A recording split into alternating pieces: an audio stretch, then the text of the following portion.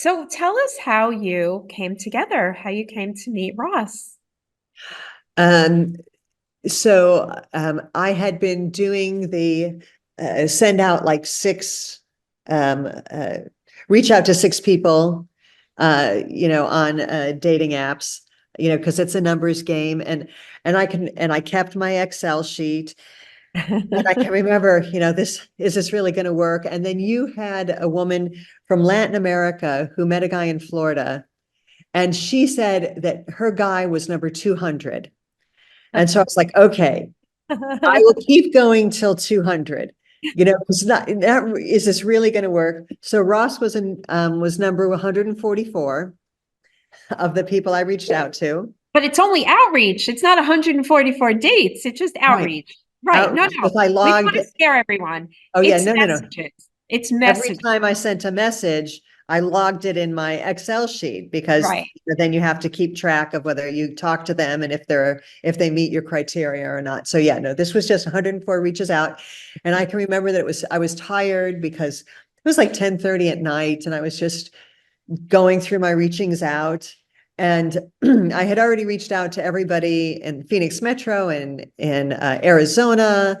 And on the apps, you go, once you're beyond 200 miles, you're anywhere in the country. Um, so, seeing people in Chicago and New York, and Cleveland. So I didn't even know there was a big Jewish community in Cleveland. I had no idea.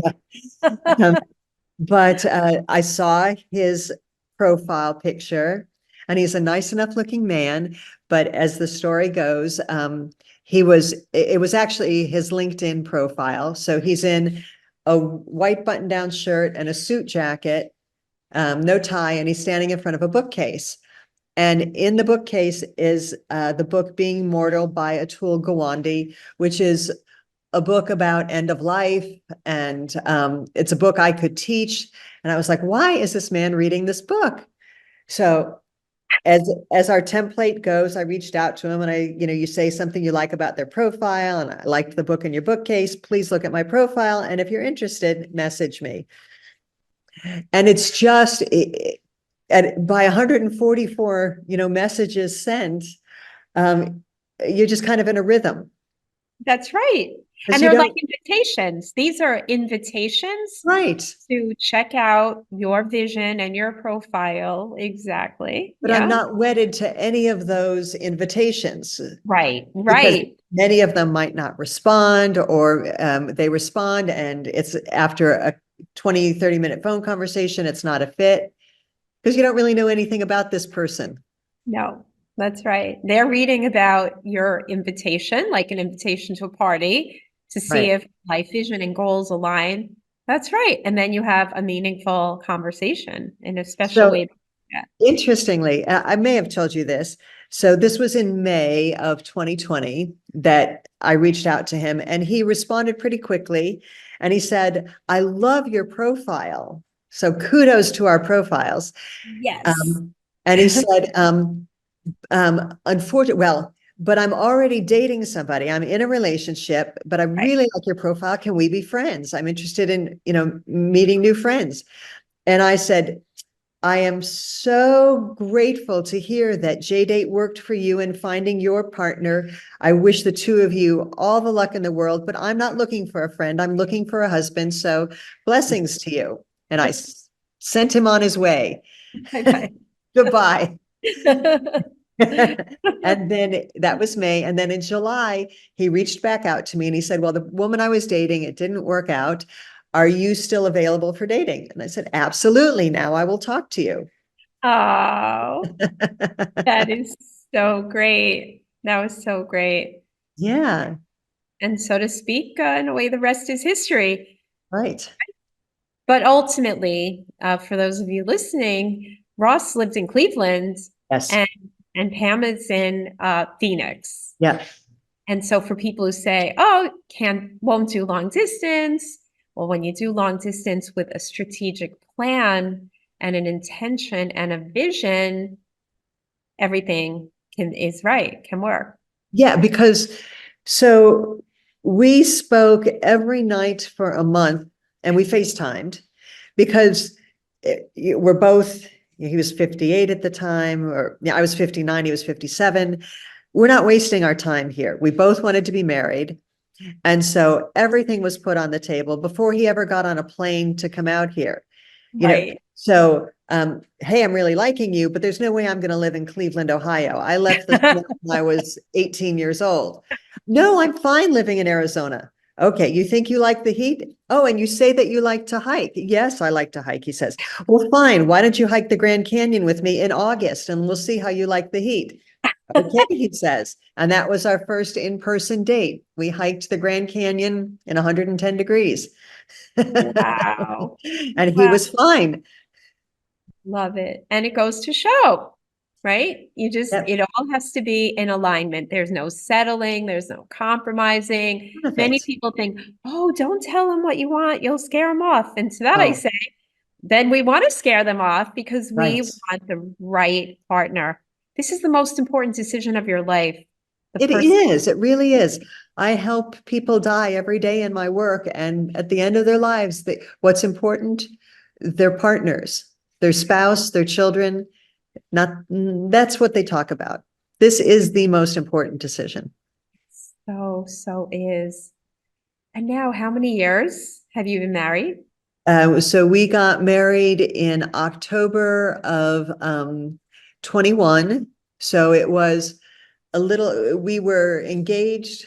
We met, connected in July, saw each other for the first time in August, got engaged at Thanksgiving of 20, and then married October of 21 because we had to fit between two daughters' weddings. He had a daughter getting married in August of 21, and I had a daughter getting married in April of 22.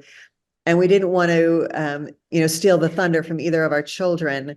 Ours was just a group of friends in the rabbi's backyard. So we had a small wedding and let the girls have their big weddings. That is so sweet. My husband and I got married in Israel at the end of a trip, of a leave no to Lehiba no trip. And it was Ah, people in Efrat who were in the community, and it was before school started in August. They're like, oh, we're up for a simcha. And we got yeah. together. We had our ceremony in a beautiful spot in Efrat. And then the reception was in like a big party room that was a bomb shelter also. Yes, Yeah, yes. it was just beautiful and special and great.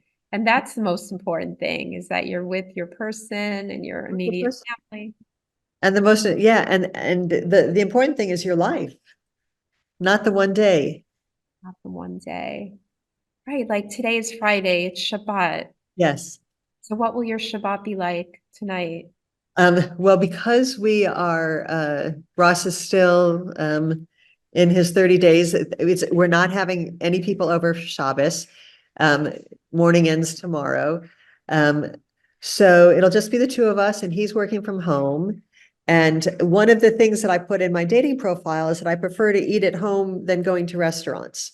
And I prefer having people over for Shabbat. Well, he really noticed that because as it turns out, his happy place is cooking in the kitchen.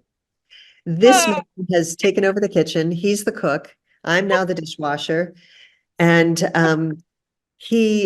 when that's how he processes his stress. He puts on some good music and just cooks and cooks and cooks. And so we'll have our Shabbos dinner with challah and salmon. And then we'll bike ride to shul tomorrow because our shul's 5 miles away. So we bike there with our, skirt in a backpack, and it's just a nice. We like the routine. Um, we match on this, and yeah. it's just that we match on this.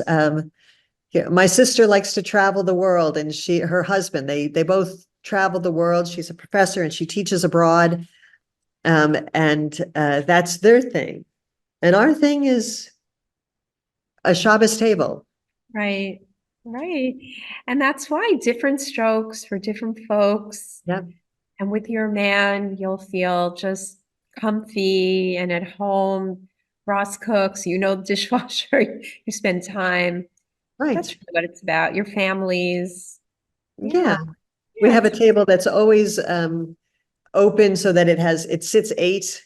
That's big, long table and always ready to go.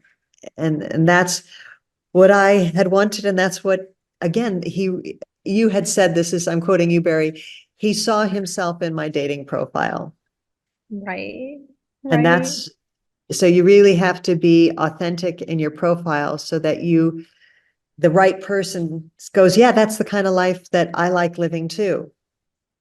Hey, we call it a soulmate invitation, and Uh-huh. it's so crystal clear that it's like a butler that, repels the wrong people, Yes. right? And invites in the right ones so that your dating is effective and you're not wasting time with someone who wants something totally different. You don't feel like you have to change.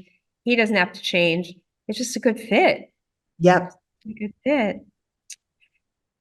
Pam, what do you want to tell other women who are thinking about joining the program in terms of investing some time and energy and money in getting support? What do you want them to know? Uh, um, you really, I wouldn't do it if you don't really want this. You got to really want it. It's like, a lot of people in January will go get a gym membership because it's their New Year's resolution. Right, Um, right, and then they don't go and work out. All the right. stuff is there, but they don't utilize it. So true. So, um, this is a financial investment. It's also a time investment, and you got to really want it. Um, I really wanted a husband. And again, I was working front lines in COVID, and I knew that I saw people die every day. And for me, it was, if I'm going to die, the one thing I would regret is not having remarried and having a life partner. Mm. And so I really wanted this. And even though I was tired at 10:30 at night, because I go to bed at 9, I was sending out 6 invitations every night. Right, I was doing the exercises. I was doing it. And I, right, making phone dates, and I wanted it. So right. all the tools are there, but you have to use the tools and you have to want it. That's right. That's right. And you got it. And you Mhm. got it. And you transcended the past. Yeah. And and the skills that you taught um work. They uh I was doing some things wrong in my dating. I'd been single for 18 years. And I Right. hadn't always wanted to be married in those 18 years, but I'd been dating and not finding the right people, just kind of leaving it more up to circumstance. Right. And Right. there are um it's a learnable skill.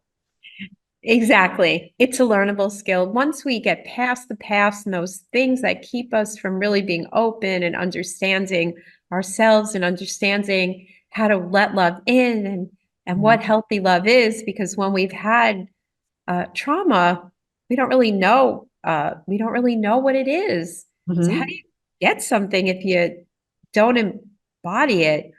We're loving, we're helping other people, but this is about receiving love, sweet love. Uh-huh. Receive and getting ourselves in the right place too. Right. That's right. And when I think of you and Ross, it's sweet. It's a very sweet story. It really is. Yeah. Yeah, he's a very nice man, and I've been in this community, and I've been in this synagogue. I've been in this synagogue for 22 years. Yes. And so people have known me a long time, and they're so happy for me. They like Ross. They like us together. They invite us to their houses for Shabbos. And and again, my rabbis who helped me through my divorce married us. Oh, that is so sweet. That really Yeah. is sweet. Right. Because now, you learn, you grow, it's a learnable skill. And then you have someone now for the rest of your life, Yes. right? You invest for 90 days, but you get the gift of your wholeness, your embodiment, and your partner. Uh-huh. Yeah, that is so wonderful. So I can't wait to see pictures. Okay. We have some good pictures. We'll send you a picture. Oh, good. So thank you for sharing with us. Thank you for sharing Yeah, with everyone. And we wish you many, many, many, many, many more years of joy together. thank you. Of course. Okay.